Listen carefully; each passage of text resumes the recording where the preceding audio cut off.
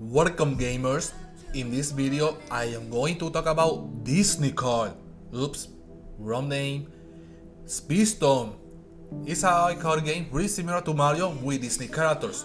You play as Hercules, Mickey Mouse, Mike Wazowski and more. And it's actually pretty fun. Now first let's talk about the graphics. It was actually pretty cool.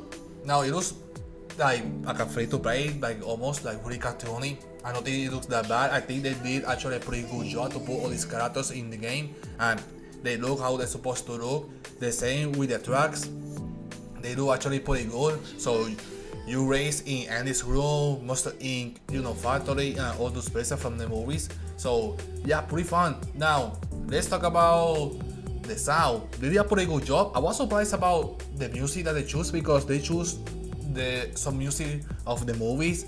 Now they are not the original one, they are more like like remixes, but everything actually sounds pretty good. What is the story? There's not really a story, but you can say it's like a multiversus, like they all like trying to become the champion car racing. So that is about it when it comes like to story. I just making that up because how the multiversus works, but yeah, that's not really like a proper story.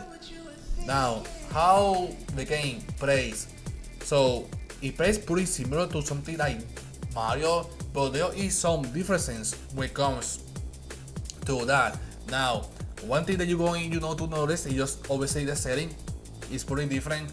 But if you see in the top, there is actually a blue bar that's your meter for a turbo, and you charge that by drifting and just speedy. So this game is actually pretty fast. A lot of tracks actually have a lot of speed bull. So you always, really fast game. Another thing is actually the items. So the items, they did actually pretty interesting thing in this game. So the items, they belong to a specific type of class. So let me explain. So in something like Mario, all the items are available for all the characters. In this one, that's not the case because every character belongs to the class. There's a couple of them, and every class has its own item, and every character has its own super. So every character is a little more unique than the other one, and the same with the items. And not just that, items works a little different. So you do the basic stuff like you can throw it forward and backwards, but you actually can charge all the items including your ultimate. So you press depends on the game that you're playing on the console, but you can charge off the ultimate. So the items. So it makes some items most useful in some situation. So it has a lot of my games when it comes to this. Now, what about the stages? I think that they actually a pretty good job with the stages, not just because how they look.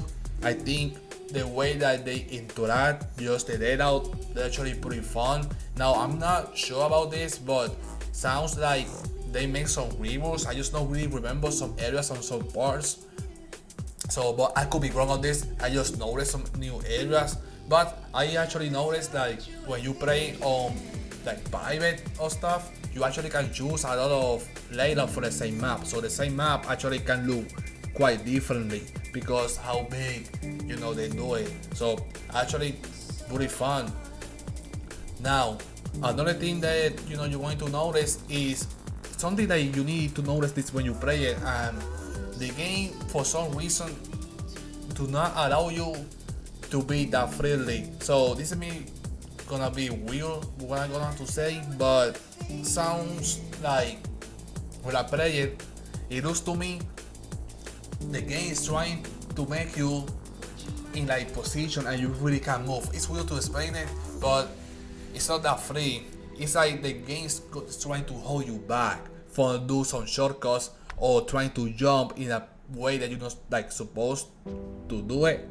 You need to pay to try to understand what I'm saying. But so far it's actually it plays actually pretty good. The controller feels good. Now another thing that this game has is actually some kind of RPG system. Now luckily everything is free. You don't need to really to do it if you want to. Like, you don't have to upgrade your cars or your characters or your support, because I know do it and I still win. But it's something that is in the game. I don't think it's bad. I just would not like this type of system in this type of game, because it can be like pay to win. I don't think this game is pay to win, but it has those mechanics. So you upgrade your characters and they become a little more faster. The same with your support. You can modify your character with your support, and all this you need to grind the battlefield. You just play the game and you need to grind it, and that's how you level up. So by playing the game rewards you. Although when it comes to the supports,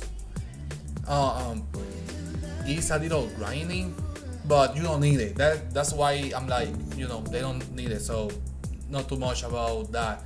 Now, it is single player. Yes, there is actually single player. Actually pretty good. Now you go to tournament, you need tickets, and this is going to give you daily, so this is free. You don't need to worry. But every season has like a mini, single player content, and there is a lot of random stuff that just race with modifications. It's actually pretty good. Another thing they actually really like about the game is like you can sometimes in these seasons use characters that you don't have. For example, in this one particularly is Pirate Caribbean, and you can use like Devil Jones, Calypso, and other characters for free. And it allows you to use these characters, and if you like it, you can make it a purchase. So I think that's actually pretty fun, and I think it's a good idea that they make this, because it allows you to test this character that you may not sure about buying, because you're spending money on this character. So that is pretty cool that they did that. I think that the single player content is actually not that bad. There's a lot of things that you can do.